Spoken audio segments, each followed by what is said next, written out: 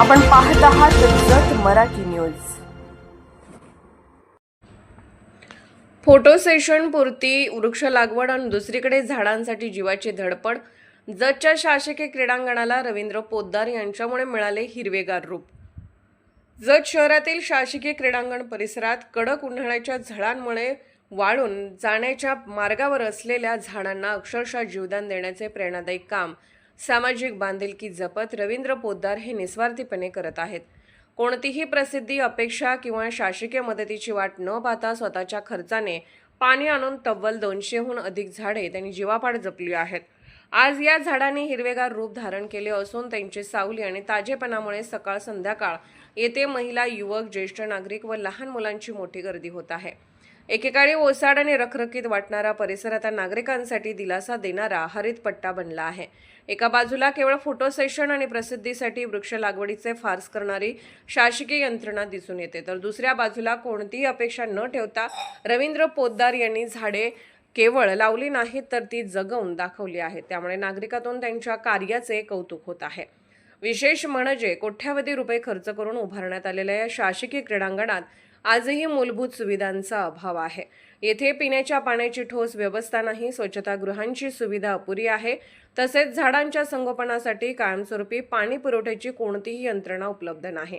परिणामी उन्हाळ्यात झाडे वाचवण्यासाठी काही मोजक्या संवेदनशील नागरिकांवरच जबाबदारी येत आहे।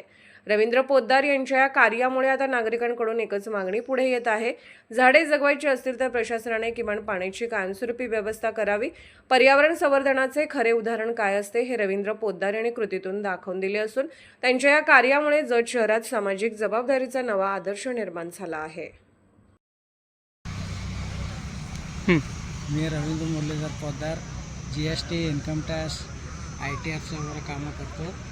सामाजिक सेवा म्हणून सकाळी वॉकिंगला आलेले असतो 1 तासभर, तेव्हा प्रत्येक झाडाला 1 गागर पाणी घालायचं। असं रोज 15-20 गागरला पाणी घालतो।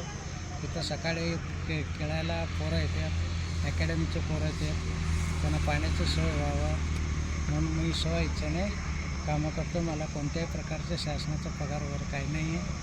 मी माझ्या जेव्हा सवड असेल सकाळी किंवा संध्याकाळी त्या 2 टायमात येतो। तिथं पहिला क्रिकेट खेळायला वगैरे लोक फार कमी येत होतं। हे झाडांचे हिरवेगार बघून पोरांची संख्या वाढली, वॉकिंगला येणाऱ्यांची संख्या वाढली, बरेच लोकांना आनंदाचे वातावरण निर्मिती तयार झालेली आहे। बरेच झाडं जळून चाललं होतं। मी आल्यापासून त्या सगळ्या झाडांना जगवायचा प्रयत्न चालू आहे, वाढवायचं, जगवायचं। मग ज्यावेळी पावसाळा वगैरे असतो तेव्हा झाडांची स्वच्छता करायचं, क्रिकेट ग्राउंडची स्वच्छता करणे, काटेरी झाडांचे हे कमी कापून तिथं हे झाडांना संरक्षण म्हणून बांधायचं, असं मी कामं करतो। सगळे क्रिकेट खेळांचे सगळ्यांचे एक आम्ही पण स्वइच्छेने थोडं तुम्हाला वर्गणी देऊ शकतो, काय तर आमच्या नावानं काय तर करता येतं का बघा। प्रत्येक झाडांना एक संरक्षण कठडा बांधून योगासनचा एक कट्टा करायचा आहे। योगासनला नाही आहे लोकांना सोय, जिम ओपन जिम आहे, पण सगळं मशिनरी बाद झालेले, तिथं पाण्याची सोय नसल्यामुळे पाणी घालायला उन्हाळ्यात फार अडचण येते। पावसाळ्यात 2-3 महिने पार पडते, पावसाळा संपल्यानंतर पुढे एक 4-5 महिने असं गाडीवरनं पाणी नेऊन घ्यावं लागतं।